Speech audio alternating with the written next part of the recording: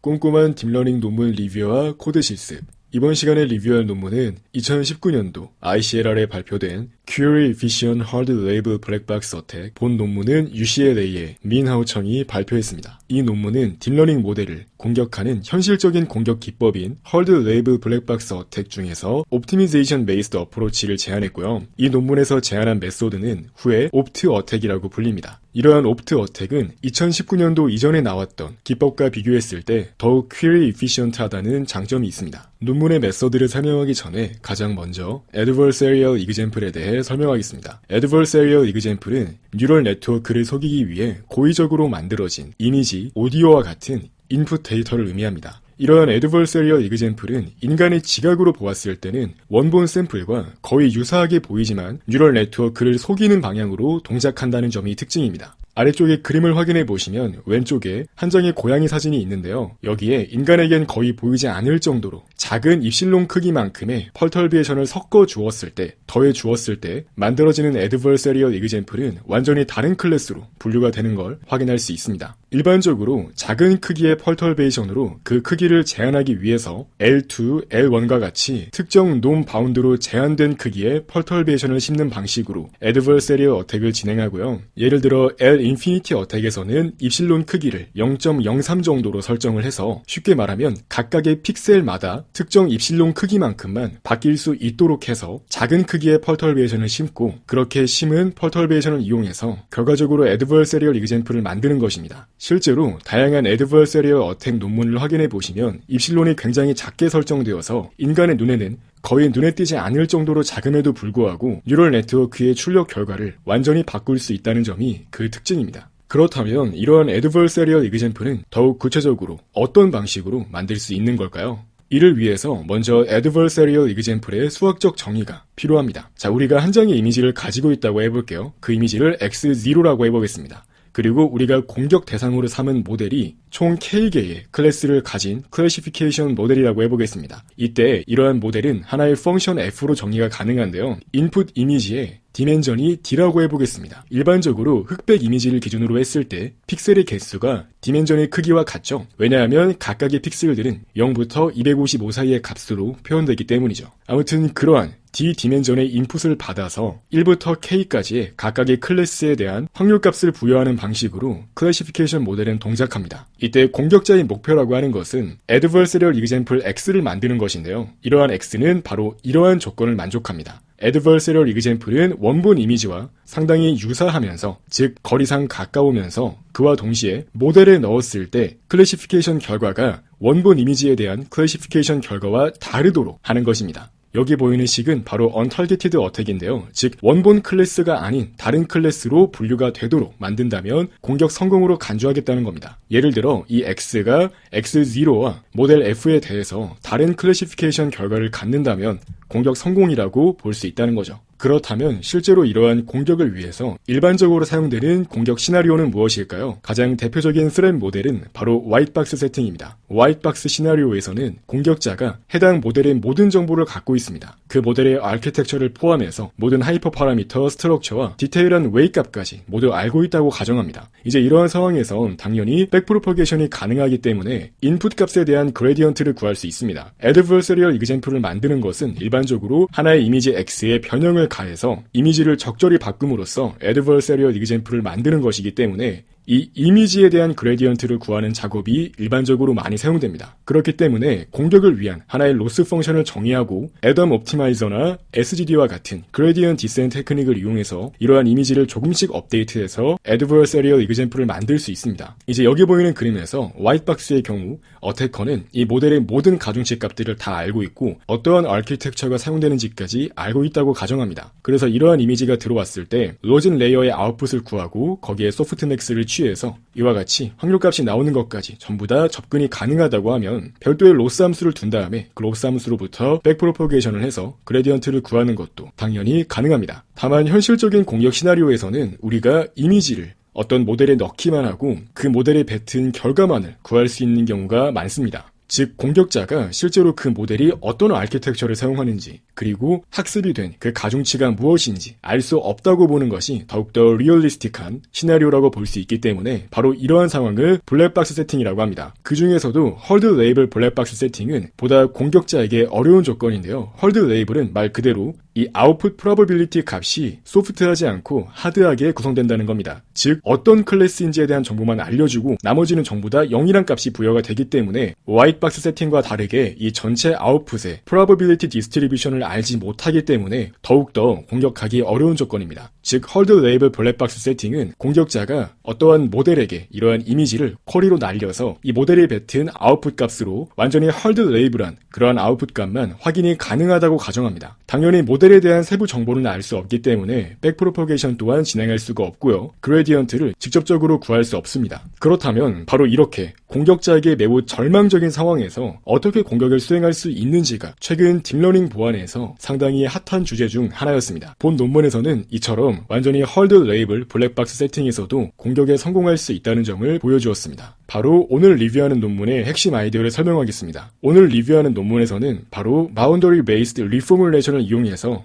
기존의 adversarial attack 문제를 조금 다른 형태의 옵티미제이션 프로블럼으로 재정의했는데요. 일반적인 화이트박스 어택에서는 하나의 주어진 이미지가 있을 때 그 이미지를 어떻게 바꾸어야 adversarial example을 만들 수 있는지에 대한 문제로 문제를 해결하고자 했다면 본 논문에서는 특정한 세타 값에 대한 옵티미제이션을 진행하는 방식으로 문제를 재정의했습니다. 이때 세타 값은 하나의 다이렉션 벡터인데요. 이때 본 논문에서는 하나의 함수인 g를 정의하고 이 g는 특정한 다이렉션 벡터인 세타의 방향으로 이동을 했을 때 adversarial example을 만들기 위한 최소한의 디스턴스를 뱉는 함수라고 정의합니다. 예를 들어 untargeted attack에선 바로 이렇게 정의가 가능한데요. 이 세타는 말씀드렸듯이 방향성을 갖고 있는 벡터라고 했습니다. 이제 그것을 이 놈값으로 나누어 줌으로써 유닉 벡터, 즉 단위 방향 벡터로 바꾸어 주고요. 그러한 방향으로 람다만큼 이동을 했을 때에 대한 위치를 얻을 수 있을 거고요. 그때의 그 포인트가 원본 클래스와 다른 클래스로 분류가 된다면 공격 성공으로 볼 수 있겠죠. 바로 그러한 람다 중에서 최소화된 람다 값이 이 g of 세타의 값이 되는 겁니다.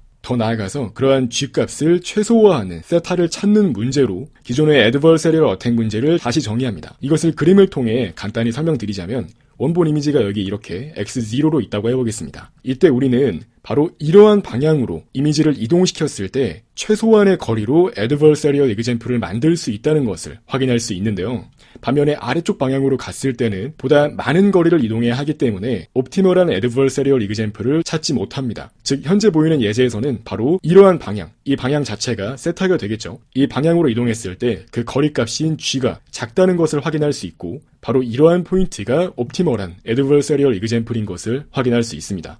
즉 기존에 나왔던 다양한 화이트박스 어택에서는 이러한 원본 이미지, 오리지널 example을 직접 업데이트하는 방식으로 adversarial example을 만들었다고 하면 본 논문에서는 어떠한 방향으로 가야 빠르게 adversarial example을 만들 수 있는지를 찾는 방향으로 문제를 다시 정의해서 사용했다고 보시면 되겠습니다. 즉 여기에서는 세타를 찾는 겁니다. 즉 어떠한 조건을 만족하는 x를 찾는 것이 아니라 이 세타를 찾는 것으로 문제를 다시 정의했고 이렇게 문제를 다시 정의하는 것이 블랙박스 세팅에서 보다 쉬운 문제라는 것을 주장하며 실제로 이러한 문제를 해결함으로써 보다 query efficient하게 adversarial example을 만들 수 있었다고 주장합니다. 즉 본 논문에서는 이 x0는 처음부터 끝까지 쭉 고정되어 있고 이 세타 값 자체가 업데이트 되면서 적절한 세타를 찾는 방식으로 옵티미제이션 과정이 진행됩니다. 그렇다면 이러한 함수 g를 이용했을 때 얻을 수 있는 이점으로는 어떤 것이 있을까요? 본 논문의 저자는 다음에 그림을 이용해서 함수 g가 갖는 이점에 대해 설명하는데요. g는 컨티뉴어스하고 그레디언트 디센트와 같은 방법을 이용해서 쉽게 옵티마이제이션을 진행할 수 있다고 합니다. 일반적으로 우리가 화이트박스 어택을 할 때 많이 사용하는 로스 펑션에 대해 확인해 보겠습니다. 화이트박스 시나리오에서는 로짓 값인 z를 알 수 있다고 가정합니다. 그렇기 때문에 어떠한 이미지 x를 넣었을 때 원본 클래스에 해당하는 로짓 값은 낮추고 그리고 원본 클래스가 아닌 다른 클래스 중에서 가장 로짓 값이 높은 클래스에 대한 컨피던스 값은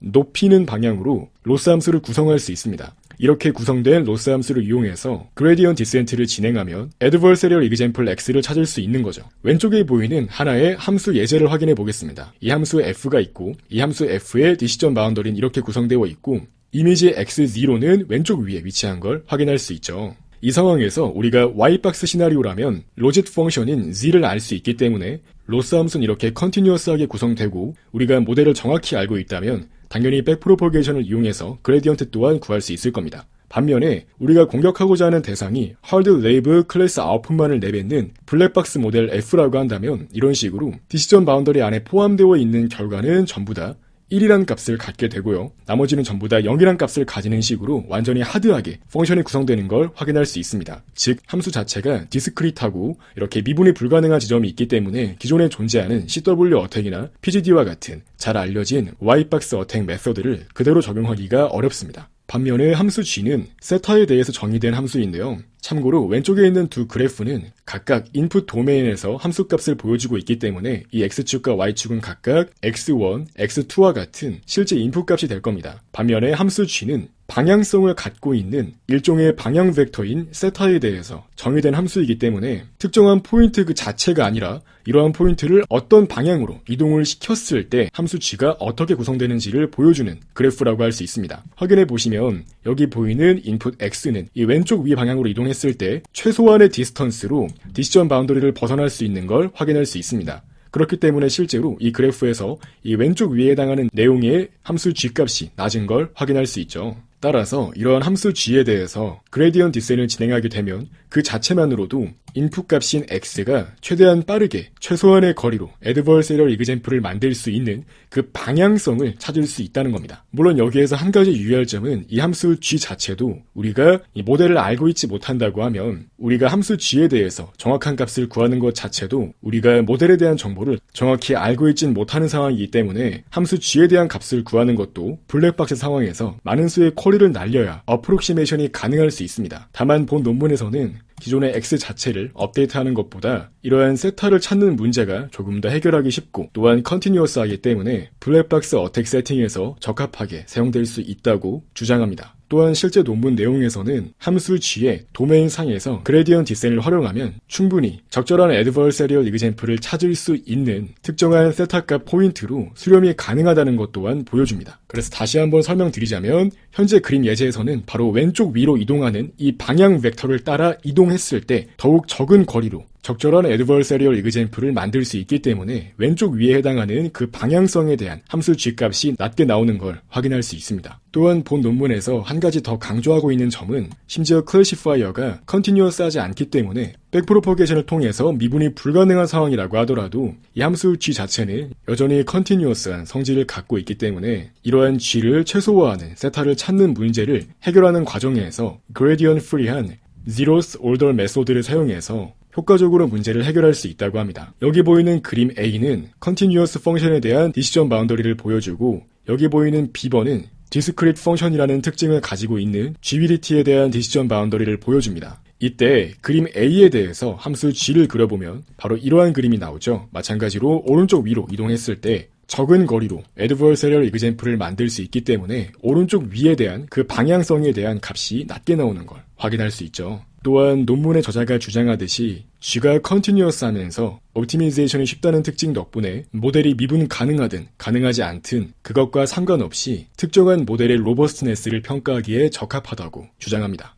그렇다면 실제로 함수 G 값은 어떻게 구할 수 있을까요? 말씀드렸듯이 우리는 모델에 대해서 알고 있지 않기 때문에 이 G 값을 구할 때도 많은 수의 쿼리를 날려서 구할 필요가 있습니다. 오리지널 이미지를 X라고 하고 그리고 현재 G 값을 구하기 위한 입력값인 하나의 세타 다이렉션이 주어져 있다고 가정해 보겠습니다. 이때 세타는 먼저 유닛 벡터로 바꿔주고요. 이제 그러한 세타 방향으로 V만큼 이동하도록 만드는 겁니다. 그래서 만약 V만큼 이동한 위치가 여전히 원본 클래스와 같은 클래스를 갖는다면 이쪽을 수행하고요. 만약에 클래스 결과가 바뀐다면 이쪽을 수행하는데요. 한번 위쪽을 확인해 보겠습니다. 자, 만약에 V만큼 이동했을 때 원본 클래스로 그대로 유지가 되어 있다면 그때 V를 V left로 설정합니다. 즉 바로 여기 위치가 되겠죠. 이제 그 다음에 동일한 방향으로 계속해서 조금씩 파인 그레인드하게 이동하도록 만들어서 디시전 바운더리를 벗어난 위치 또한 구할 수 있도록 합니다. 여기를 바로 x0 플러스 v right 세타가 되겠습니다. 이제 그렇게 디시전 바운더리를 벗어난 위치를 잡은 뒤에 이 두 위치 사이에서 바이너리 서치를 진행하도록 합니다. 이때 바이너리 서치는 이 디시전 바운더리에 최대한 가까워질 수 있는 adversarial example을 찾기 위해서 진행하는 겁니다. 그래서 이 v left와 v right 사이에서 바이너리 서치를 진행해서 이 디시전 바운더리와 최대한 가까운 공격용 이미지를 얻을 수 있다는 거죠. 바이너리 서치를 진행할 때는 입실론만큼 정확도를 유지할 수 있도록 만들고요. 여기 보이는 바이너리 서치는 후속 연구인 홉스킵 점퍼텍에서 나오는 바이너리 서치와도 상당히 유사한 구조를 갖고 있습니다. 자, 이제 여기에서 이처럼 어떻게 G를 구할 수 있는지 확인해 보았죠? 그럼 이제 우리가 G를 구하는 방법은 알았기 때문에 이러한 G값을 최소화시킬 수 있는 세타를 어떻게 찾을 수 있는지 확인해 봐야겠죠? 말씀드렸듯이 함수 G 자체는 컨티뉴어스 하면서 이 그레디언트 디센트를 통해서 타고 내려갈 수 있는 구조를 갖고 있습니다. 그렇기 때문에 이 G에 대해서 세타의 그레디언트를 구하면 되는 겁니다. 그렇다면 그레디언트를 어떻게 구할 수 있을까요? 그레디언트를 구하는 것도 현재 어택 시나리오가 블랙박스이기 때문에 쿼리를 날려서 어프록시메이션 할 수 있습니다. 정확히 저자들은 랜덤 그레디언트 프리 메서드를 사용하고요. 흔히 알려져 있는 도함수의 정의 공식을 가져와서 사용했다고 이해하시면 되겠습니다. 이때 U는 가우시안 디스트리뷰션에서 랜덤리 샘플링된 벡터가 되겠고요.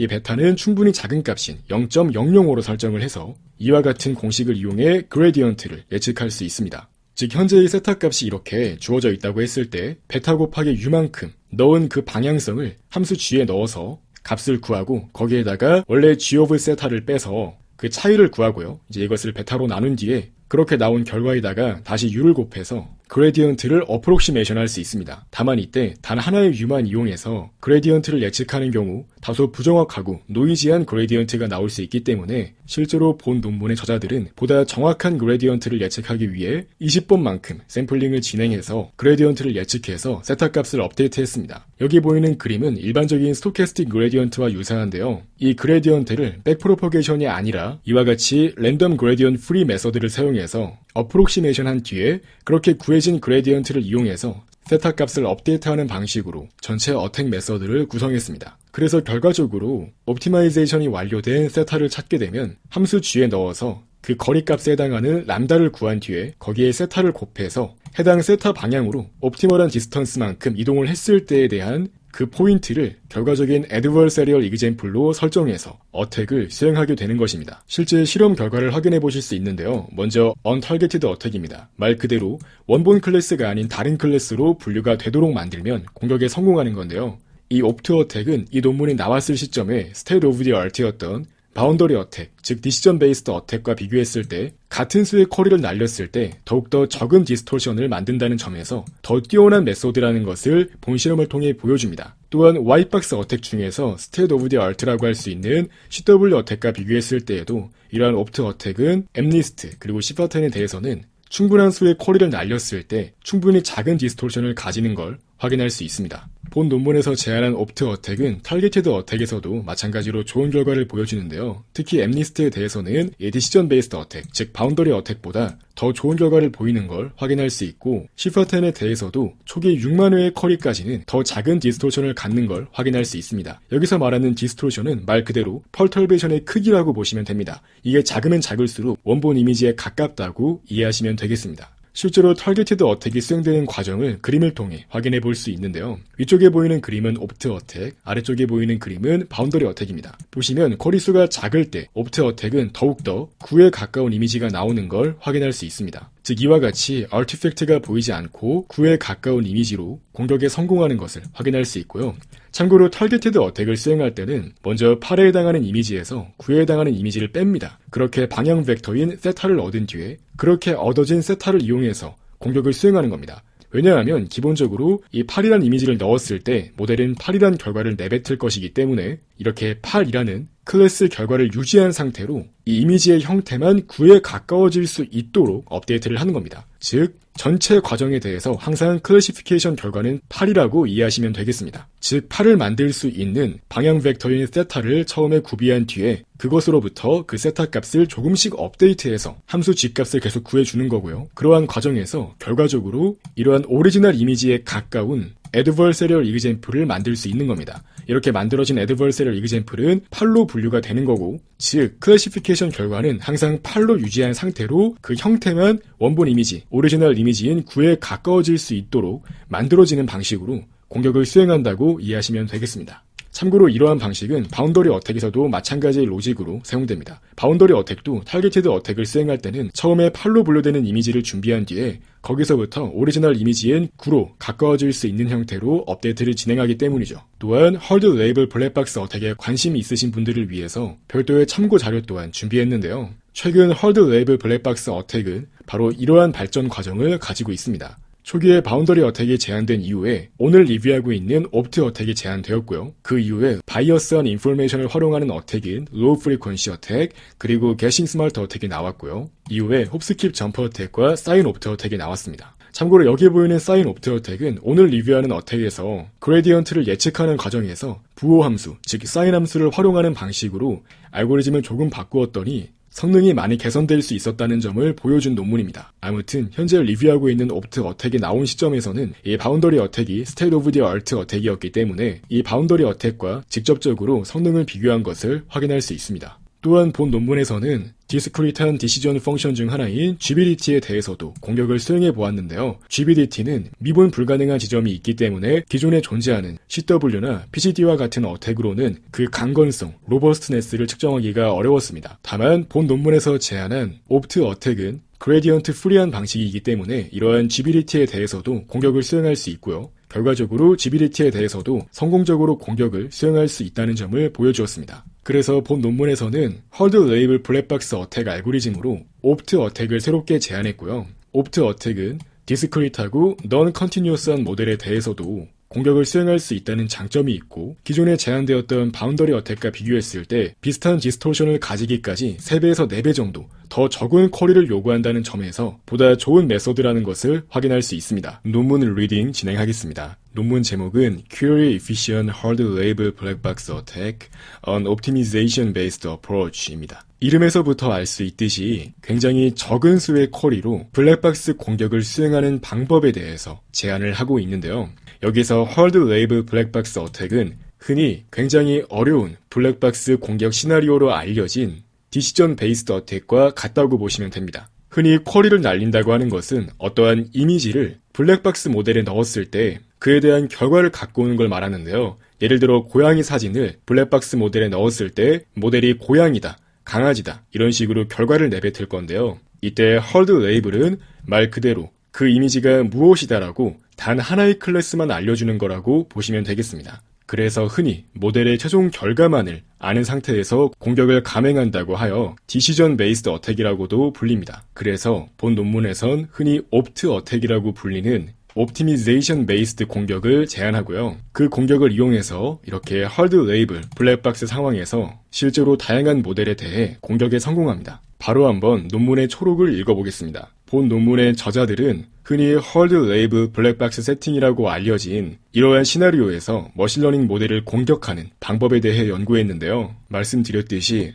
헐드 레이블 블랙박스 세팅은 모델의 탑 1 프레딕션만 반환되는 상황을 의미합니다. 즉, 말 그대로 가장 컨피던스가 높은 하나의 클래스에 대한 정보만 알려주는 상황에서 공격을 수행하는 방법을 제안한 건데요. 공격자는 모델에 대한 정보는 전혀 알 수 없으며 그러한 모델의 쿼리를 날려서 응답으로 돌아온 정보만을 가지고 공격을 수행해야 되는 굉장히 절망적인 상황이라고 할 수 있습니다. 과연 그러한 상황에서도 효과적으로 공격에 성공할 수 있을까요? 본 논문의 저자들은 이러한 문제가 굉장히 어려운, 챌린징한 문제라고 설명하고 있습니다. 그 이유는 이전까지 알려져 왔던 다양한 adversarial attack 테크닉들은 블랙박스 상황에 그대로 적용하기가 어려웠기 때문이죠. 특히 헐드 레이블 블랙박스 상황은 로스 함수를 그래프로 표현했을 때 완전히 논 컨티뉴어스하고 직접적으로 미분하는 것이 불가능하기 때문이죠. 예를 들어 CW 어택 같은 경우는 애덤 옵티마이저를 사용해서 그레디언 디센트로 적절한 애드버서리얼 이그젬플을 찾아서 그것으로 공격을 수행할 수 있는데요. 블랙박스 상황에서는 그레디언트를 쉽게 구할 수 없기 때문에 그대로 적용되기 어렵습니다. 그래서 오늘 리뷰하고 있는 옵트 어택이 나오기 전에 제한되었던 방법인 바운더리 어택은 쉽게 말해 랜덤 워크를 이용해서 공격을 수행했습니다. 다만 이러한 방법은 많은 수의 쿼리를 요구하고 또한 수렴성이 보장되기 어렵습니다. 그래서 본 논문의 저자들은 기존에 존재했던 adversarial attack 문제를 다른 방식으로 리포뮬레이션을 해서 보다 쉬운 문제로 다시 정의한 뒤에 이것을 해결하는 방식으로 adversarial example을 만들었습니다. 본 논문에서 새롭게 포뮬레이션한 함수는 continuous 할 뿐만 아니라 실제로 미분을 하지 않고도 그레디언트 프리한 방식, 즉 직접적으로 그레디언트를 구하는 방식이 아닌 zeroth order optimization 알고리즘을 사용해서 그렇게 더 쉽게 표현된 함수에 대해서 그레디언트를 구하는 방식으로 문제를 해결합니다. 즉 일반적인 adversarial 어택에서는 이미지 자체에 대해서 그레디언트를 구한 뒤에 이미지 자체를 업데이트하는 방식을 사용하는데요. 여기서 제안한 opt 어택은 이미지 자체를 업데이트하는 것이 아니라 이미지가 어떤 방향으로 변화가 되었을 때 효과적으로 adversarial example을 만들 수 있는지를 확인하는 방식으로 방향성 자체를 업데이트하는 방식을 사용합니다. 여기에서 구체적으로 Randomized Gradient Free 방법을 사용하고요. 이건 줄여서 RGF라고도 불립니다. 이걸 사용해서 즉 기존의 hard label 문제를 continuous한 펑션으로 다시 정의한 뒤에 그러한 continuous한 펑션을 randomized gradient free 방식을 이용해서 그레디언트를 구해 그것으로 업데이트를 하는 방식으로 adversarial example을 만듭니다. 실제로 실험을 통해 이러한 방식을 사용했을 때 충분히 특정 지점까지 컨버지가 이루어지는 걸 확인할 수 있었고요. 즉 충분히 적은 디스토션을 가지는 adversarial example을 찾을 수 있었고 거기서로 적절히 수렴하는 것을 확인할 수 있었다고 말합니다. 또한 기존에 제안되었던 바운더리 어택, 즉 랜덤 워크를 사용하는 방법보다 더욱 성능이 좋은 걸 확인할 수 있었고요. 이미지넷, 시파10, 그리고 엠니스트까지 각가지 데이터 세트로 학습이 이루어진 CNN 네트워크를 공격하는 데 있어서 보다 좋은 성능을 낼 수 있었다고 말합니다. 또한 또 다른 컨트리뷰션으로 완전히 디스크리트한 머신러닝 모델이라서 그레디언트를 구하는 것이 어려운 GBDT와 같은 모델에 대해서도 성공적으로 공격할 수 있었다고 주장합니다. 그 이유는 애초에 본 논문에서 제안한 방법은 그레디언트 프리한 방식이기 때문에 원래 네트워크가 백프로퍼게이션을 이용해서 미분이 불가능하다고 하더라도 공격이 가능하기 때문이죠. 바로 인트로덕션부터 내용을 확인해 보겠습니다. 흔히 딥 뉴럴 네트워크는 adversarial example에 취약하다고 알려져 있습니다. adversarial example은 인간의 눈에는 거의 눈에 띄지 않는 imperceptible한 perturbation이 약간 추가된 이미지를 말하는데요. 인간의 눈에는 거의 동일한 이미지로 보이지만 네트워크의 결과를 많이 바꿀 수 있기 때문에 보안상의 이슈를 야기할 수 있습니다. 그래서 일반적으로 adversarial example을 찾는 문제는 일종의 optimization problem으로 볼 수 있는데요. CW 어택, PGD 어택 등등 대부분의 어택은 특정한 로스 펑션을 정의한 뒤에 그러한 로스가 감소하는 방향으로 이미지를 업데이트했을 때 그 이미지가 adversarial example이 될 수 있다 라는 걸 보여주는 방식으로 공격을 진행합니다. 그러한 측면에서 대부분의 어택들은 화이트박스 세팅을 가정하는데요. 말 그대로 공격자가 머신러닝 모델에 대해서 완전히 알고 있기 때문에 백프로퍼게이션을 통해서 그레디언트를 구하고 그것을 이용해서 오브젝티브 펑션을 해결하는 방식으로 메소드가 전개되죠. 하지만 현실적으로 공격자가 모델의 모든 파라미터에 대해서 완전하게 알고 있다고 보는 것은 리얼리스틱하지 않기 때문에 그래서 제안되었던 게 스코어 베이스드 블랙박스 세팅입니다. 이것은 한 장의 이미지를 이용해 쿼리를 날렸을 때 그 이미지가 각각의 클래스에 대해서 몇 퍼센트의 프레딕션 스코어를 가지는지 알고 있는 상황에서 공격을 수행하는 방식을 의미합니다. 하지만 본 논문의 저자는 이러한 방식도 현실적이지 못하다고 하는데요. 그 이유는 실제로 존재하는 굉장히 많은 리얼 월드 애플리케이션들은 오직 탑 1 프레디키드 클래스만 알려주기 때문이죠. 즉 파이널 디시전만 알려준다는 건데요. 이것이 의미하는 내용은 우리가 만약에 고양이 이미지를 넣었을 때 그 이미지는 고양이입니다 라고 고양이 단 하나의 클래스에 대한 정보만 알려주고 뭐 강아지는 몇 퍼센트인지 코끼리는 몇 퍼센트인지 이런 정보들은 전혀 알려주지 않는 상황을 의미합니다. 바로 이러한 상황을 헐드 레이블 블랙박스 세팅이라고 하고요. 말 그대로 하나의 클래스만 알려주는 상황이라고 이해하시면 되겠습니다. 뿐만 아니라 현재 존재하는 그레디언트 베이스드 방법들은 GBDT와 같이 non-continuous한 머신러닝 모델에 대해서는 적용할 수가 없기 때문에 이러한 모델에 대해서 로버스트네스를 평가하기는 어렵다는 단점이 있습니다. 즉,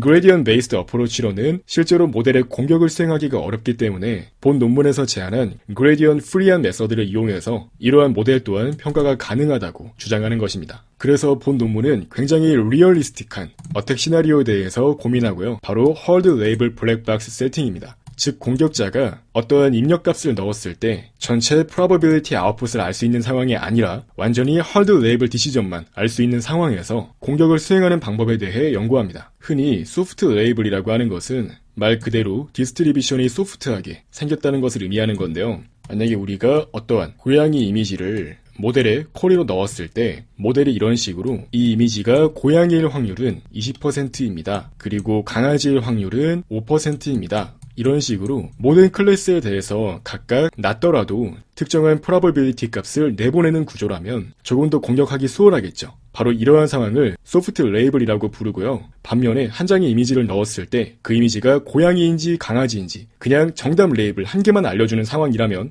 완전히 하드하게 특정한 레이블 값만 부여하는 것이기 때문에 hard label decision이라고 부르는 것입니다. hard label은 말 그대로 이런 식으로 특정한 값에 대해서만 1이란 값을 부여하고 나머진 전부 다 0이란 값을 부여하는 형태로 probability distribution이 구성됩니다. 그래서 그러한 hard label 블랙박스 세팅에서는 두 가지 이유 때문에 이전까지 제한되었던 방법이 적용되기 어려운데요. 먼저 백프로포게이션 자체를 적용할 수 없기 때문에 그레디언트를 직접적으로 구할 수 없습니다. 뿐만 아니라 finite differences도 사용하기 어려운데요. 여기서 말하는 finite differences는 유한차분법이라고 불리는 내용으로 바로 한번 유한차분법 공식을 써보겠습니다. 바로 이런 식으로 함수 u가 있을 때 그것의 입력으로 x가 들어간다고 하면 그레디언트를 계산할 수 있을 것입니다. 실제로 우리가 미분을 한다고 하는 것은 여기에 리밋을 씌워서 델타 x가 0으로 갈 때에 대해 식을 전개하여 도함수를 구할 수 있을 겁니다. 다만 실제로 컴퓨터에서는 이 델타 x에 충분히 작은 값을 넣어서 그레디언트를 어프록시메이션 할 수 있습니다. 다만 이러한 유한 차분법을 사용하는 것도 한계가 존재합니다. 이러한 델타 x를 너무 작게 설정하면 hard label 아웃풋의 경우에는 값 자체가 크게 변경되지 않을 수 있기 때문이죠.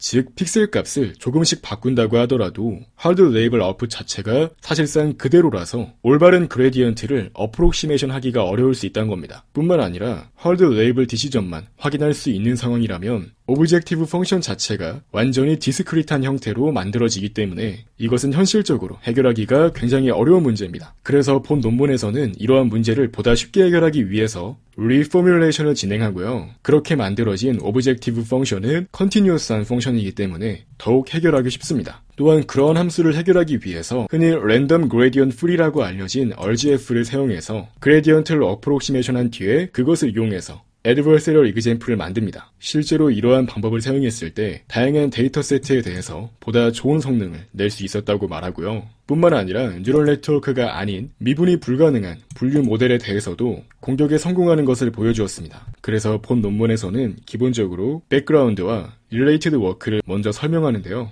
이러한 hard label 블랙박스 모델이 얼마나 어려운 문제인지 보다 돋보이게 하기 위해서 이전까지 제한되었던 다양한 문헌에 대한 리뷰를 먼저 진행하는 것을 확인할 수 있습니다. 흔히 문제 상황은 이렇게 정의되는데요. 우리가 D-디멘전을 가지는 특정한 인풋 값을 모델의 입력으로 넣었을 때 모델은 1부터 K까지 각 클래스에 대한 정보를 반환합니다. 즉 K개의 클래스를 갖고 있다고 해서 K-Way Multi-Class Classification 모델이라고 부르고요. 이 식 자체는 기본적으로 Untargeted Attack이라고 보시면 됩니다. 즉 우리가 adversarial example X를 만들 건데 이것은 원본 이미지와 굉장히 유사합니다. 기본적으로 여기에서 유사하다라는 것은 일반적으로 대개 유클리디안 디스턴스 상에서 가깝다라는 것을 의미합니다. 실제로 유클리디안 디스턴스 상에서 충분히 가까운 두 이미지는 사실상 인간이 보기에도 완전히 동일한 이미지로 보일 수 있기 때문이죠. 이제 그와 동시에 원본 클래스가 아닌 다른 클래스로 분류가 될 수 있도록 만드는 겁니다. 현재까지 나왔던 대부분의 어택 알고리즘들은 와이박스 세팅을 가정하는데요. 이것은 공격자에게 모델 F가 완전히 알려진 상태를 의미합니다. 그렇기 때문에 당연히 파이토치든 텐서플로우든 어떤 프레임워크를 이용하더라도 간단히 백프로포게이션을 할 수 있고 그렇기 때문에 그레디언트를 계산할 수 있습니다. 이때 일반적으로 많이 사용되는 오브젝티브 펑션은 바로 이렇게 생겼는데요. 실제로는 굉장히 간단합니다. 함수 z를 로직 레이어 단의 아웃풋이라고 하겠습니다. 이것은 쉽게 말하면 우리가 어떤 이미지 x를 네트워크에 넣는다고 해보겠습니다. 흔히 딥 뉴럴 네트워크는 여러 개의 레이어로 구성되죠. 이렇게 여러 개의 레이어를 거쳐서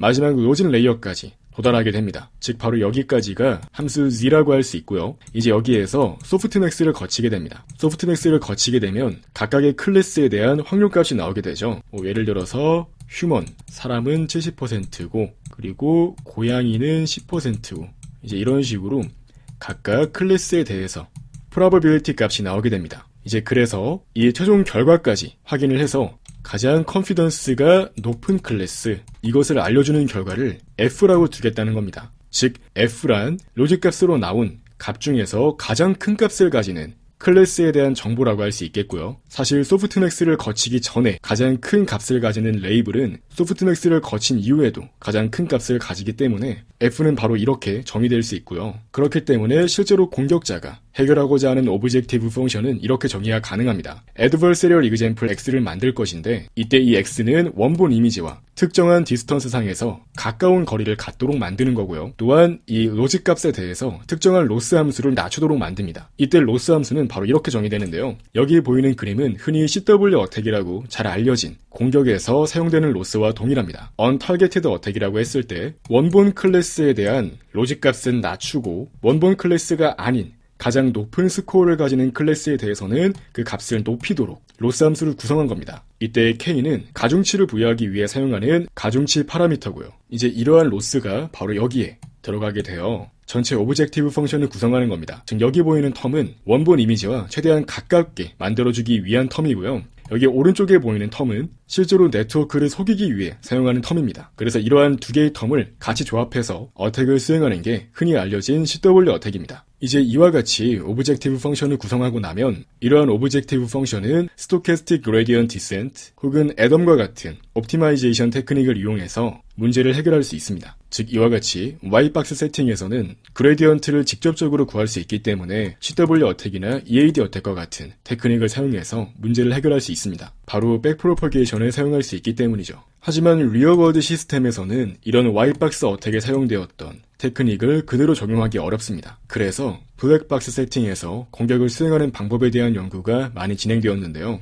이것은 우리가 모델 F를 정확히 알 수 없는 상황에서 공격을 수행하는 걸 의미합니다. 공격자가 수행할 수 있는 건 오직 오퍼레이션을 날려서, 즉 쿼리 오퍼레이션을 날려서 모델 F에 대한 아웃풋 값을 얻을 수 있는 상황을 의미합니다. 초창기에 제안되었던 기법은 바로 트랜스퍼 어택인데요. 특정 모델에서 만들어진 Adversarial Perturbation은 다른 모델에 대해서도 어느 정도 효과가 있다 라는 옵저베이션에서부터 나온 공격 기법입니다. 이것은 쉽게 말하면 오리지널 모델 F를 공격하기 위해서 이것과 닮은 비슷한 기능을 수행하는 substitute 모델인 F햇을 만들어서 이 F햇을 대신 공격하는 방법으로 펄터베이션을 만들어서 그것으로 F를 속일 수 있는 겁니다. 다만 그러한 트랜스퍼 베이스드 어택은 많은 디스토션을 요구하고 공격 성공률이 낮을 수 있다는 문제가 있습니다. 더군다나 공격에 실패하는 경우 어떻게 다시 공격에 성공할 수 있게 Adversarial Perturbation을 찾을 수 있는지에 대한 논의까지 필요합니다. 그래서 몇몇 논문은 스코어 베이스드 블랙박스 세팅을 고려하는데요. 여기서는 특정한 이미지가 각각의 클래스에 대해서 어느 정도의 probability를 갖는지는 알 수 있다고 가정하는 상황에서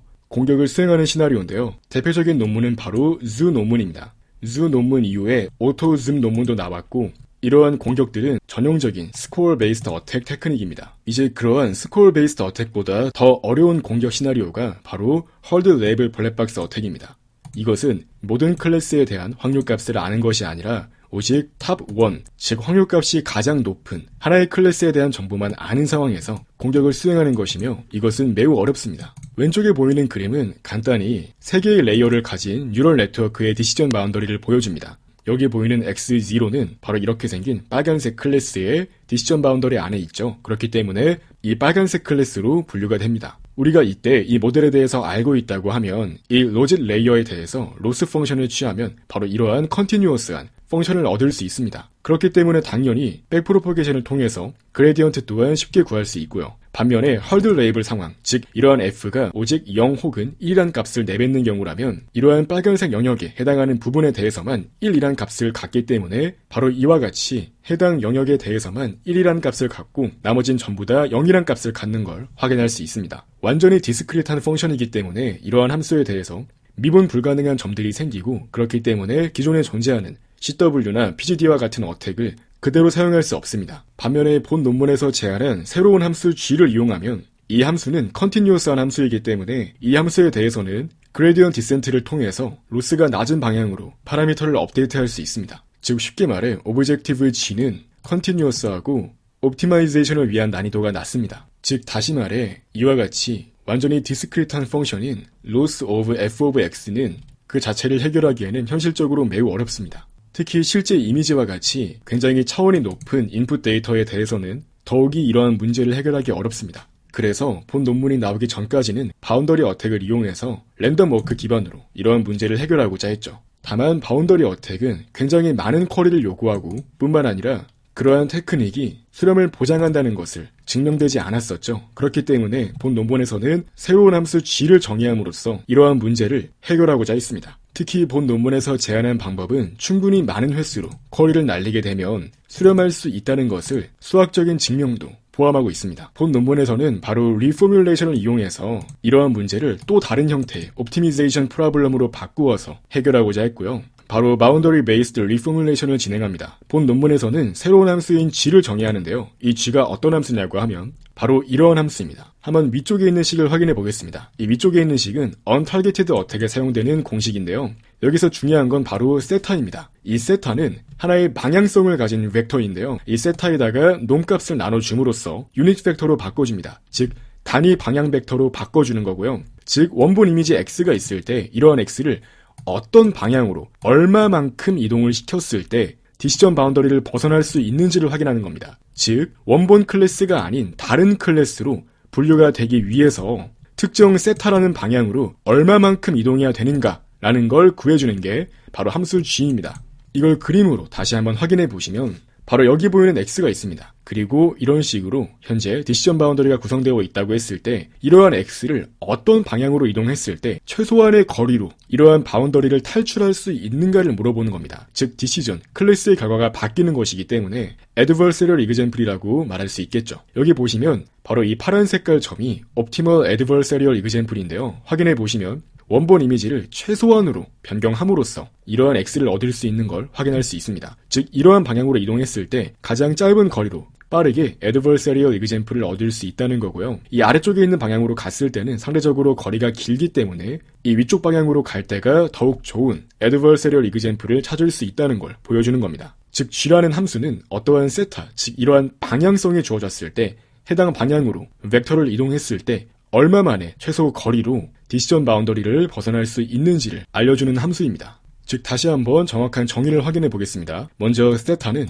탐색을 위한 방향을 의미합니다. 즉 실제로 방향 벡터와 같은 형태로 사용되고요. 이 G of 세타는 그러한 방향을 따라서 이동을 했을 때 얼마 만에 최소한의 거리로 디시전 바운더리를 벗어날 수 있는 최소한의 거리를 의미합니다. 또한 이렇게 함수 G를 정의하게 되면 우리가 식을 조금만 바꾸어서 컨스트레인트한 상황에서도 어택을 수행할 수 있으며 플렉서블하게 타겟티드 어택일 때, 언타겟티드 어택일 때 등등 변경이 가능합니다. 그래서 본 논문은 바로 이미지 X 자체를 변경해서 adversarial example을 찾는 것이 아니라 기존에 존재하는 오리지널 example을 어떠한 방향으로 변경을 했을 때 최대한 빠르게 adversarial example을 찾을 수 있는지 그 방향 벡터 자체를 찾는 문제로 바꾸는 겁니다. 즉 우리는 세타를 찾을 건데 이러한 함수 G 값을 최소화하는 세타를 찾아보자 라는 게 이 논문의 오브젝티브 펑션입니다. 즉 세타를 업데이트하는 겁니다. 즉 이러한 방향성이 있을 때 이러한 방향을 조금씩 업데이트를 시켜서 이 함수 G 값, 그 거리 값 자체가 최소화되도록 만드는 방향성인 세타를 찾도록 만드는 문제를 재정의한 것이죠. 즉 그렇기 때문에 기존의 다른 논문에서 많이 나왔던 adversarial example 자체를 업데이트하는 것이 아니라 이동하기 위한 방향 자체를 업데이트한다라는 식으로 문제를 새롭게 정의했다는 점에서 reformulation이라고 부르는 겁니다. 그래서 결과적으로 이러한 오브젝티브 펑션을 이용해서 옵티멀한 세타를 찾은 뒤에 그러한 방향으로 특정 거리만큼 이동을 하게 되면 바로 adversarial example X 스타를 찾을 수 있는 겁니다. 특히 일반적인 CW나 PGD 같은 경우는 그 오브젝티브 펑션 자체가 하드 레이블 세팅에서는 완전히 디스크리트한 펑션이 되는데요. 이 G 같은 경우는 기본적으로 컨티뉴어스하다는 특징이 있습니다. 그 이유는 이 세타가 조금 바뀌었을 때 G of 세타 또한 조금 바뀌는 특성이 있기 때문입니다. 확인해 보시면 세타 1과 세타 2에 대해서 이 각도가 조금 바뀌었죠. 그때 이 G 또한 조금 바뀌는 걸 확인할 수 있기 때문에 우리는 함수 G가 직관적으로 컨티뉴어스 할 것을 기대할 수 있습니다. 그래서 이것을 보다 자세히 설명하기 위해 또 다른 두 개의 디시전 바운더리를 가져왔습니다. A랑 B 각각 존재하는데요.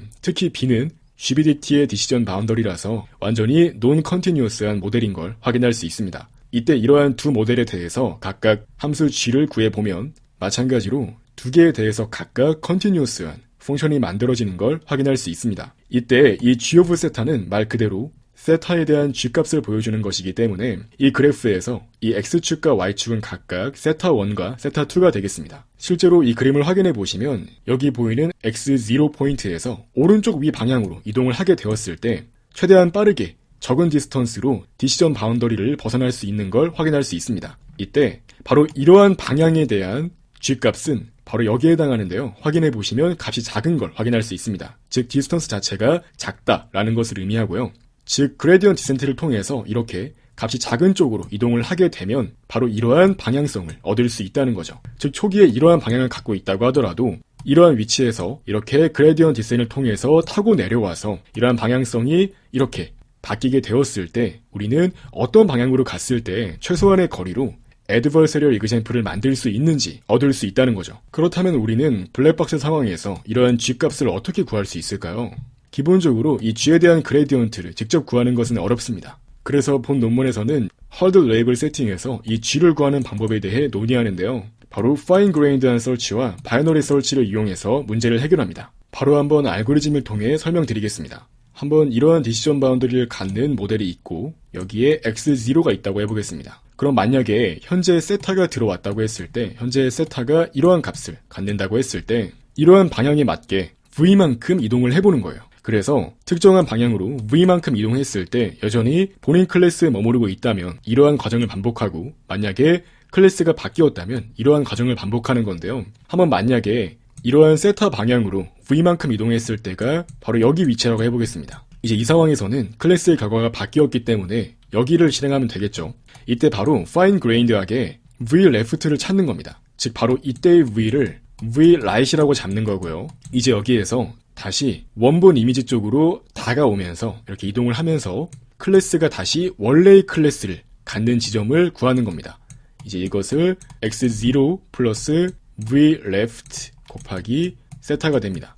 이제 이렇게 클래스가 다른 두 점을 고른 뒤에 이 점 사이에서 바이너리 서치를 수행하는 겁니다. 즉 바이너리 서치를 수행해서 최소한의 거리로 디시전 바운더리를 벗어날 수 있는 그 포인트를 찾는 겁니다. 바로 이러한 포인트가 최종적으로 찾은 포인트가 되는 것이고요. 이때 fine grained하게 정확한 값을 예측하기 위해서 이 알파 값을 0.01로 설정을 하고요. 그래서 이 left 값을 0.99씩 이와 같이 곱해 나가면서 적절한 V left를 찾는 걸 확인할 수 있습니다. 이렇게 찾은 V left와 초기의 V right을 이용해서 그 사이에서 바이너리 서치를 통해서 최소한의 적은 디스턴스로 이 X0를 해당 방향으로 이동했을 때 디시전 바운더리를 벗어날 수 있도록 만드는 그 이동하기 위한 거리값을 알아내는 겁니다. 또한 이러한 바이너리 서치 방식은 이 입실론만큼의 정확도를 보장할 수 있도록 해주는데요. 이것은 일반적으로 많이 사용되는 바이너리 서치 방식이고 이 논문 이후에 나온 홉스킵 점프 어택에서도 사용되는 방식입니다. 그렇다면 초기 세타 값은 어떻게 얻을 수 있을까요?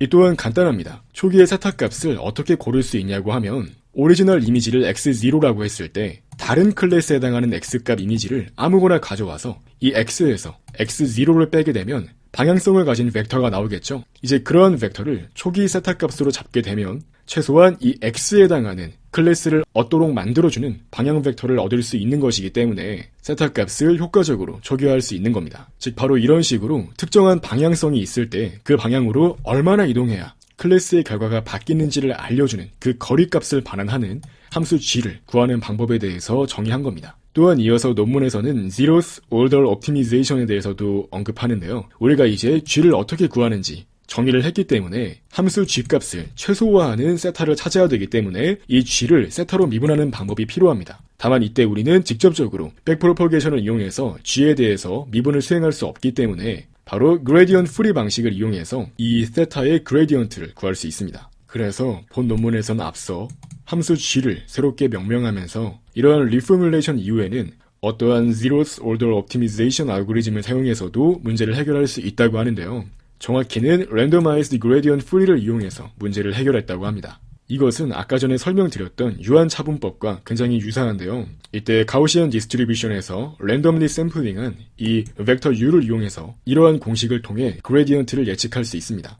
이때 베타는 충분히 작은 값을 가지는 파라미터로 설정을 해주고요. 이렇게 그레디언트를 예측한 뒤에 예측된 그레디언트로 세타 값을 업데이트하는 겁니다. 다시 한번 설명드리지만 우리는 이미지를 업데이트하는 것이 아니라 세타 값 자체를 업데이트하는 것이기 때문에 세타를 이와 같이 구해진 그레디언트를 이용해서 에타만큼 가중치를 이용해서 업데이트를 진행합니다. 디테일한 알고리즘은 여기서 확인할 수 있는데요. 헐드 랩은 모델 F가 있고 오리지널 이미지 X0가 있고 이니셜 다이렉션인 세타 0가 있다고 해보겠습니다. 이때 반복적으로 세타를 업데이트하는 건데요. 이건 흔히 알려져 있는 옵티미제이션 테크닉과 동일하죠. 그래서 랜덤 가우시안 디스트리뷰션에서 U를 샘플링하고요. 이제 세타와 U를 이용해서 각각 G값을 구합니다. 이렇게 G값을 구하고 나면 이 G 함수 값의 차이를 통해서 그레디언트를 어프록시메이션 할 수 있는 거죠. 그렇게 어프록시메이션을 수행한 G를 이용해서 이 세타 값을 특정 가중치만큼 업데이트를 하는 겁니다.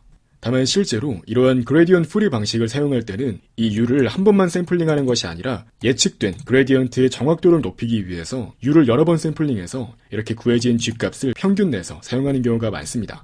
실제로 본 논문에서도 이에 대해 언급하고 있는데요. 오직 하나의 U 벡터만 쓰는 것이 아니라 큐번만큼 가우시안 디스트리뷰션에서 벡터 U를 샘플링해서 그것에 대한 평균값을 구해서 예측된 그레디언트를 이용해서 업데이트를 진행합니다. 이렇게 여러 번 샘플링한다고 하더라도 마찬가지로 수렴성이 증명된다는 점에 대해 언급하고 있고요. 그렇다면 이러한 랜더마이즈드 그레디언트 프리 방식을 사용했을 때 정말 수렴성이 보장되는가에 대한 논의도 필요하겠죠. 본 논문에서는 이에 대해서 자세한 증명을 수행하고 있는데요. 특히 이전에 증명되었던 내용, 이 RGF를 제안한 논문에서 증명이 되었던 theorem을 이용해서 본 논문 또한 이를 확장해서 증명합니다. 간단히 설명드리자면 만약에 G가 오차 없이 정확히 계산될 수 있다면 최악의 경우 비고 노테이션 델타 제곱분의 D번만큼 반복을 거치게 되면 바로 이러한 지점까지 그레디언트가 작아지는 포인트까지 수렴이 가능하다는 겁니다. 하지만 실제로 본 논문은 이 G를 구할 때 바이너리 설치를 이용하며 입실론 프리시전까지만 그 정확도를 보장할 수 있죠.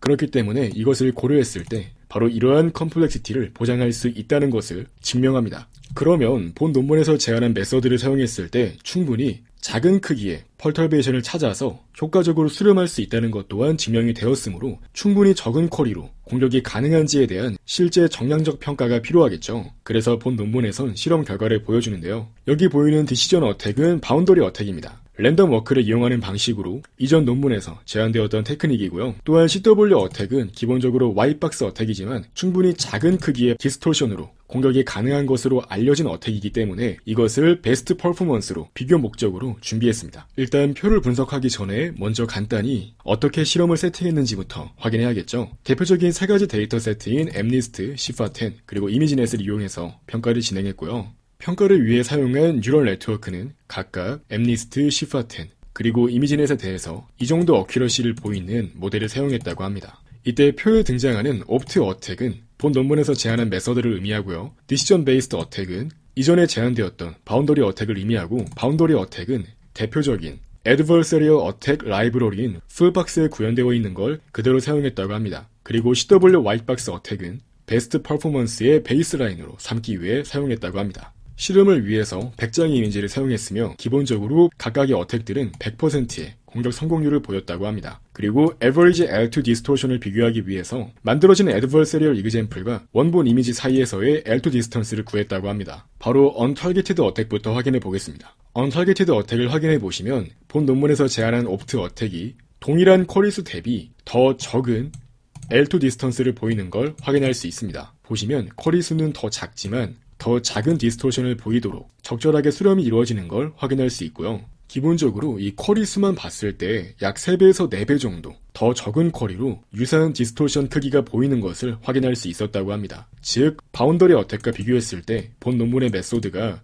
더 효율적이라는 걸 보여주고요. 또한 옵트 어택과 디시전 어택을 비교했을 때 옵트 어택이 더 쿼리 수 대비 디스토션이 작은 걸 이러한 그래프를 통해서도 확인할 수 있습니다. 또한 100만 번에 가까울 정도로 매우 많은 쿼리를 날렸을 때에도 마찬가지의 좋은 결과가 쭉 이어지는 걸 확인할 수 있습니다. 또한 기존의 바운더리 어택 논문에서는 바운더리 어택이 충분한 수의 쿼리를 거치면 CW 어택만큼이나 좋은 결과를 낼 수 있다고 했는데요. 이것은 기본적인 CW 어택에서는 이 파라미터 C 값을 바이너리 설치를 이용해서 적절한 값을 찾도록 반복해서 어택을 진행하는데요.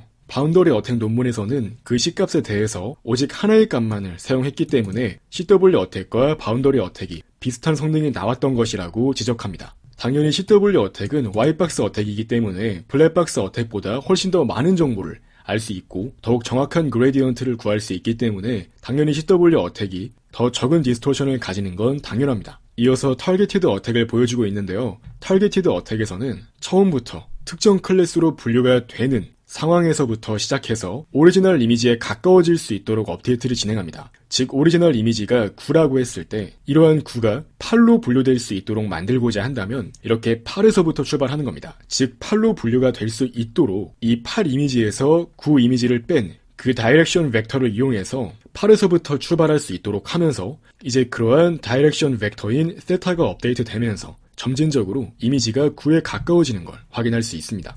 실제로 타겟티드 어택을 확인해 보시면 이렇게 쿼리 수가 작을 때 바운더리 어택보다 더욱더 아티팩트가 눈에 띄지 않고 옵트 어택의 결과가 더 자연스러운 걸 확인할 수 있습니다. 이어서 타겟티드 어택도 기본적으로 옵트 어택이 바운더리 어택보다 더 좋은 성능을 내는 걸 확인할 수 있고요. 특히 시파10에 대해서는 6만 번의 쿼리에 대해서는 옵트 어택이 더욱 좋은 성능을 낸 것을 보여줍니다. 다만 쿼리를 충분히 반복했을 때 만들어지는 최종적인 결과를 확인해 봤을 때 수렴 결과는 바운더리 어택보다 조금 더 안 좋은 걸 확인할 수 있습니다. 엠니스트의 경우에는 항상 더 좋은 결과가 나온 것을 확인할 수 있고요. 또한 이어서 말씀드렸듯이 본 메소드는 그레디언트 프리한 방식으로 어택을 수행하기 때문에 미분이 불가능한 모델이라고 하더라도 공격에 성공할 수 있습니다. 그래서 본 논문에서는 Gradient Boosting Decision Tree, 즉 GBDT를 이용해서 실험을 진행했고요. GBDT는 기존의 CW나 PGD와 같이 백프로포게이션을 통해서 그레디언트를 구해야 되는 메서드를 이용해서는 공격할 수 없는 디스크리트한 펑션입니다. 하지만 본 논문에서 제안한 메서드를 사용했을 때 공격이 성공적으로 이루어지는 걸 확인할 수 있습니다. 본 논문에서는 GBDT 모델에 대해서 첫 번째로 그 취약점을 밝힌 논문이라고 주장하고 있고요. 결과적으로 본 논문에서는 헐드 레이블 블랙박스 어택 알고리즘으로 새로운 기법인 옵트 어택을 제안했고 이 논문이 나왔을 때까지의 스테이트 오브 디 아트라고 할 수 있는 바운더리 어택보다 더욱 퀴리 이피시언트한 것을 보여주었습니다. 전체 코드는 제 GitHub 저장소에서 확인 가능합니다. 오늘 리뷰하고 있는 논문인 Query Efficient Hard Label Black Box Attack, 여기에서 MNIST 그리고 시파10에 대해서 공격 실습 코드를 각각 확인해 보겠습니다. 먼저 MNIST인데요. 참고로 전체 코드는 여러분들이 구글 계정만 있으시다고 하면 Open in 콜앱 버튼을 눌러서 바로 콜앱 환경상에서 여신 뒤에 실행해 볼 수 있습니다. 기본적으로 필요한 라이브러리를 먼저 불러오는 걸 확인할 수 있는데요. 기본적으로 옵트 어택과 사인 옵트 어택, 이 두 가지 어택은 해당 논문의 저자들이 어택박스란 이름으로 코드를 올려놓았습니다. 저는 그것을 단순히 포크해서 저장을 해놨습니다. 그래서 이렇게 저장된 저장소를 다운로드 받아서 실습을 위한 딥러닝 모델 파일을 불러올 수 있도록 합니다. 참고로 공격을 위한 코드는 지금 화면에 보이는 주피터 노트북에 전부 기록되어 있으니까요. 전체 공격을 위한 코드도 함께 한번 확인해 보겠습니다. 아무튼 처음에 이렇게 필요한 라이브러리들을 모두 불러오는 걸 확인할 수 있습니다. 또한 현재 실습에서는 MNIST에 대해서 공격을 실습할 것이기 때문에 데이터셋을 불러올 필요가 있습니다. MNIST의 경우 데이터셋의 크기가 크지 않기 때문에 톨치 비전 라이브러리 상에서 간단히 데이터셋을 불러올 수 있습니다. 이어서 정해진 배치 사이즈 단위로 데이터를 꺼내서 확인할 수 있도록 하기 위해 데이터 로더 객체를 초기화합니다. 이제 공격 대상이 되는 사전학습된 분류 모델을 불러올 건데요. 여기 보이는 베이직 CNN은 본 논문의 저자가 제공하고 있는 아키텍처를 그대로 가져온 겁니다. 그래서 아까 전에 다운로드 받은 그 저장소에 포함되어 있는 1메가 정도 되는 굉장히 작은 크기의 사전학습된 CNN 네트워크를 불러올 수 있도록 하고요. 해당 가중치를 모두 불러온 뒤에 이밸류에이션 모드로 변경해서 사용하기 적합한 상태로 바꿉니다. 이어서 본 논문의 저자들은 별도로 파이톨치 모델 클래스를 정의하는데요. 이것은 공격을 위해 별도로 정의한 클래스라고 이해하시면 되겠습니다. 하나의 모델을 넣었을 때 이 모델을 이밸류에이션 모드로 바꿔주고요. 이어서 predict는 하나의 이미지가 들어왔을 때 그 이미지를 먼저 정해진 바운드 안으로 들어올 수 있도록 잘라내줍니다. 대표적으로 파이톨치에서는 이미지의 각 픽셀 밸류를 0부터 1 사이의 값으로 노멀라이제이션을 시킨 다음에 그것을 사용하는 경우가 많죠. 그렇기 때문에 이와 같이 클램프 함수를 적용한 것이라고 이해하시면 되겠습니다. 결과적으로 모델에 이미지를 넣어서 아웃풋을 뽑아낼 수 있고요. 모델에 입력을 넣을 때마다 쿼리 수를 추가시키는 걸 확인할 수 있습니다. 또한 헐드 레이블 블랙박스 어택에서 가장 중요한 것 중 하나는 레이블을 프레딕션 하는 겁니다. 확인해 보시면 모델에 이미지를 넣은 뒤에 프레딕트를 뽑아냅니다. 프레딕션 결과 자체는 아웃풋으로 나온 값 중에서 가장 높은 값을 가지는 클래스가 여기에 해당할 것입니다. 그래서 가장 높은 컨피던스 값을 내뱉는 레이블을 리턴할 수 있도록 하는 겁니다. 또한 추가적으로 predict ensemble도 포함되어 있는데요. 이것은 단순히 10번 모델에 넣으면서 넣을 때마다 그 결과값을 더해주는 걸 확인할 수 있습니다. 그래서 그렇게 더해진 결과 중에서 가장 값이 높은 클래스를 리턴하는 걸 확인할 수 있습니다. 이제 본 논문의 저자가 제안한 opt attack 한번 확인해 보겠습니다. 자, opt attack 코드를 확인해 보시면 여기 untargeted attack 코드가 구현되어 있는데요. 기본적으로 특정한 파이톨치 모델에 대해서 untargeted 공격을 수행하는 메서드입니다. 이때 x0와 y0는 오리지널 이미지를 의미하는데요. 말 그대로 이때 x는 이미지가 되겠고 y는 클래스에 대한 정보가 되겠습니다. 그래서 만약에 x 자체가 처음부터 y가 아닌 다른 클래스로 분류가 되고 있다면 애초부터 모델이 잘못 분류하고 있는 것이기 때문에 공격을 수행할 필요가 없고요. 만약 그렇지 않다면 원본 클래스가 아닌 다른 클래스로 분류될 수 있도록 만드는 공격을 위한 초기 방향, 세타를 찾을 필요가 있습니다. 그래서 총 100번만큼 다양한 랜덤한 방향으로 세타를 설정해서 클래스의 결과가 바뀌는지 확인할 수 있습니다. 그래서 100번만큼 수행을 하는데 원본 이미지와 동일한 크기로 정규분포에서 노이즈를 샘플링하고요. 해당 세타만큼 이동을 했을 때 그 위치가 클래스가 변경된 위치라고 하면 이제 그 세타를 단위 방향 벡터로 바꿔주고요. 해당 방향으로 이동을 했을 때 얼마나 최소한의 거리로 디시전 바운더리를 벗어날 수 있는지를 바이너리 서치를 이용해 찾아주고요. 이때 LBD는 거리에 대한 정보를 담고 있습니다. 그렇기 때문에 현재까지 계산된 가장 짧은 거리보다 지금 구한 LBD가 더 짧다고 하면 더 짧은 거리를 찾은 것이기 때문에 이 G of 세타에다가 LBD 값을 넣어서 업데이트 해줄 수 있도록 합니다. 다만 이렇게 100번만큼 수행했음에도 불구하고 만약 적절한 세타를 찾지 못했다면 500회 더 반복할 수 있도록 하는 거고요. 아래쪽 코드는 앞서 확인했던 코드와 동일한 걸 확인할 수 있습니다. 그래서 결과적으로 적절한 세타 값을 찾게 되면 이제 거기서부터 출발하는 겁니다. 이제 반복적으로 세타를 업데이트하며 즉 어떤 방향으로 가야 더 짧은 거리로 adversarial example을 만들 수 있을지 찾는 것이기 때문에 그 방향성 자체를 업데이트하면서 공격을 수행할 수 있는 겁니다. 그래서 미리 정해놓은 이터레이션만큼 반복을 하는 건데요. 매번 반복할 때마다 이 세타의 그레디언트를 예측할 필요가 있습니다. 그래서 먼저 그레디언트를 예측할 건데요. 그래서 그레디언트를 예측하기 위해 총 10번만큼 이러한 과정을 반복합니다. 여기 보이는 식은 미분에서 쓰이는 기울기를 구하는 공식을 그대로 적용한 것이라고 이해하시면 되겠고요. 논문에서는 이 부분이 그레디언트 프리 메소드로 언급됩니다. 랜덤한 단위 방향 벡터 U를 만들어내고요. 이어서 세타에 그러한 U를 반영한 임시 단위 방향 벡터 목적으로 TTT란 이름의 변수를 초기화해줍니다. 그래서 해당 방향으로 얼마만큼의 최소한의 거리를 이동해야 untargeted attack에 성공할 수 있는지를 바이너리 서치를 이용해서 구해주고요. 그렇게 구해진 거리가 G1이 되겠습니다. 그래서 G1과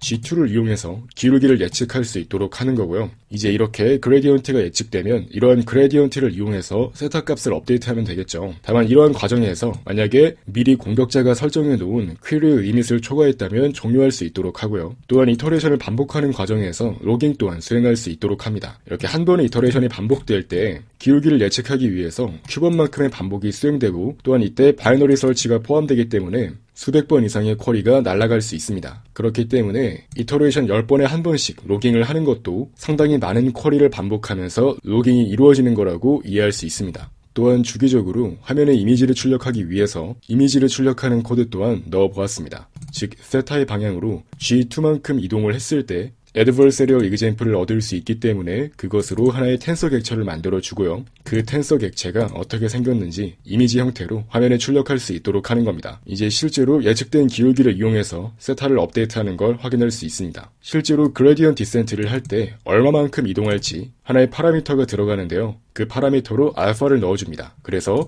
해당 그레디언트 방향으로 알파만큼 세타 값을 업데이트하는 거죠. 그래서 그렇게 업데이트한 뒤에 그 방향으로 업데이트를 했을 때 거리가 줄어들었다면 그렇게 줄어든 거리를 기록할 필요가 있겠죠. 하지만 만약에 예측된 기울기만큼 이동을 했을 때에도 거리가 줄어들지 않는다면 이 알파 값을 조금 더 줄여서 거리가 줄어드는지 다시 한번 확인하여 기록할 필요가 있겠죠. 그래서 이때는 알파 값의 크기를 줄여 나가면서 다시 한번 세타를 업데이트해서 거리를 구한 뒤에 그 거리가 줄었다면 다시 업데이트하는 방식을 사용할 수 있습니다. 그래서 결과적으로 만들어진 adversarial example을 모델에 넣어서 레이블 값인 타겟을 얻어낼 수 있도록 하고요. 그래서 실제 분류 결과는 타겟이 되겠습니다. 또한 아래쪽에는 바이너리 설치를 진행할 때 사용했던 두 개의 메서드가 존재하는 걸 확인할 수 있습니다. 이제 만들어진 adversarial example이 원본 이미지와 얼마나 가까운 거리에 있는지를 계산하기 위해서 distance 메서드를 따로 정의해 주었고요. 이것은 단순히 pnorm 거리를 계산해 주기 위한 목적으로 구현된 함수입니다. 이제 실제로 공격을 위해서 공격을 위한 파라미터를 정의하는 걸 확인할 수 있습니다. opt 어택을 기준으로 할 것이고 총 10개의 이미지에 대해서만 어택을 수행해 볼 겁니다. 그래서 파이톨치 모델로 앞서 우리가 초기화했던 엠리스트를 위한 파이톨치 모델 객체를 넣어서 초기화해주고요. 이제 어택 객체 또한 초기화를 해주겠습니다. 이제 테스트 데이터 세트에 대해서 반복을 수행할 거고요. 총 10개만큼만 어택을 해볼 겁니다. 그래서 이미지와 레이블 각각 다 먼저 GPU로 올려주고요. 이제 어택을 수행합니다. 그래서 이 X가 Y가 아닌 다른 클래스로 분류될 수 있도록 하기 위해서 공격을 수행하고 공격을 통해 만들어진 adversarial example을 정해진 범위 안에 들어오도록 클램프를 해서 먼저 간단하게 화면에 출력할 수 있도록 하고요. 그 다음에 공격 성공 여부에 따라서 그 결과를 기록할 수 있도록 합니다. 그래서 실제 공격 수행 결과를 확인해 볼게요. 먼저 첫 번째 이미지에 대해서 초기에 적절한 방향을 찾기 위해서 세타를 업데이트하는 걸 확인할 수 있고 이제 그렇게 적절한 방향성을 찾게 되면 여러 번의 반복을 수행하면서 그러한 세타를 업데이트하는 겁니다. 저는 공격을 수행할 때 기본적으로 8만 번의 쿼리를 날리도록 했는데요. 확인해 보시면 이렇게 쿼리 수가 증가함에 따라서 디스토션이 감소하는 걸 확인할 수 있죠. 그래서 쿼리가 계속해서 증가하고 디스토션은 감소하고 이러한 형태를 확인할 수 있습니다. 결과적으로 8만 번만큼 업데이트를 수행했을 때 1.8 정도의 디스토션이 나오는 걸 확인할 수 있습니다. 또한 특정 쿼리 이상으로 넘어가면 더 이상 세타를 업데이트 하더라도 거리가 감소하지 않아서 not moving이라고 경고 메시지가 나오는 것 또한 확인할 수 있습니다. 그래서 총 8만 번의 쿼리를 날리기 위해서 약 1분 정도의 시간이 소요된 걸 확인할 수 있죠. 기본적으로 지금 우리가 공격 대상 모델로 사용하고 있는 네트워크는 굉장히 가벼운 네트워크이기 때문에 1초에 1000번 이상의 포워드 연산을 수행할 수 있는 걸 확인할 수 있습니다. 이어서 두 번째 이미지에 대해서도 마찬가지로 공격 수행 결과를 확인할 수 있습니다. 그래서 반복을 수행함에 따라서 원본 이미지에 가까워지는 걸 확인할 수 있고요. 여기 보이는 이미지의 경우에는 반복을 얼마 하지 않아도 육안으로 봐도 1이라고 보일 정도로 굉장히 적은 디스토션으로 공격이 수행된 걸 확인할 수 있죠. 특히 실제로는 이와 같이 디스토션이 거의 1 아래쪽으로 떨어지는 경우에는 더욱이 원본 이미지에 굉장히 가깝게 보이는 걸 확인할 수 있습니다. 그래서 일반적으로 공격의 성공 여부를 판단하기 위해서는 이러한 디스토션 값이 특정 크기 아래로 줄어든 경우 공격 성공으로 보겠다라고 간주하는 경우가 많습니다. 추가적으로 시파10에 대한 opt 어택 예제 또한 가져와 보았는데요. 사실 이것도 기본적인 내용은 방금 전에 확인했던 엠리스트 데이터세트를 활용했을 때와 동일합니다. 다른 점이라고 한다면 데이터셋을 불러올 때 이와 같이 시파10 데이터셋을 불러오는 형태로 코드가 바뀌었다는 점이고요. 나머지는 동일합니다. 그리고 원본 논문의 저자들이 사용했던 클래시피케이션 모델을 또 그대로 가져왔습니다. 본 논문의 저자들은 VGG 베이스를 가지는 아키텍처에 대해서 공격을 수행했고요. 실제 코드를 확인해 보시면 VGG16 모델로 학습이 된 프리트레인드 모델을 불러온 뒤에 거기에 대해서 마찬가지로 평가 모드로 바꾸어서 거기에 대해 공격을 수행합니다. 또한 특정 모델을 공격하기 위한 목적으로 파이톨치 모델 클래스 또한 정의해주고요. 우리는 블랙박스 어택을 할 것이기 때문에 모델에 이미지를 넣었을 때 그 결과로 나온 레이블 정보만 가져올 수 있도록 별도의 메서드를 정의한 걸 확인할 수 있고요. 또한 여기 보이는 opt 어택은 기본적으로 앞서 확인했던 코드와 동일합니다. 다만 기본적인 퀘리 리밋을 2만 번으로 설정한 걸 확인할 수 있습니다. 실제로 시파10의 경우에는 opt 어택을 이용했을 때 상당히 적은 쿼리로도 빠르게 디스토션을 줄일 수 있습니다. 그래서 기본적인 코드는 다 동일하고요. 쿼리 개수가 다르다고 이해하시면 되겠습니다. 또한 마찬가지로 만들어진 adversarial example과 원본 이미지 사이의 거리를 계산하기 위해서 distance 함수를 정의한 걸 확인할 수 있고요. 이제 shift10에 대해서는 단 3개의 이미지에 대해서만 어택을 수행해 보겠습니다. 자, 실제로 어택이 수행되는 예시를 확인해 보시면 마찬가지로 초반에는 적절한 방향을 찾기 위해서 세타를 업데이트하는 걸 확인할 수 있고요. 이어서 쿼리가 증가함에 따라서 디스토션이 빠르게 감소하는 걸 확인할 수 있습니다. 일반적으로 shift10 기준으로 디스토션이 0.5 이하라면 인간의 눈에 거의 전혀 티가 나지 않을 정도로 원본 이미지와 유사한 adversarial example을 얻을 수 있습니다. 확인해 보시면 2만 번 정도의 쿼리를 반복했을 때 디스토션이 0.5 아래쪽으로 떨어지는 걸 확인할 수 있고요. 이러한 이미지는 캐시라고 분류됩니다. 현재 분류된 레이블이 6이죠. 실제 shift10 데이터셋을 확인해 보시면 0, 1, 2, 3, 4, 5, 6이면 인덱스 6에 해당하는 클래스는 frog죠. 다만 여기 보이는 그림은 확실하진 않지만 제 생각엔 일단 개구리는 아닌 것 같아요. 근데 지금 개구리라고 분류가 되어 있으니까 잘못 분류한 거죠. 한번 두 번째 이미지도 확인해 보겠습니다. 얘는 보니까 알겠네요.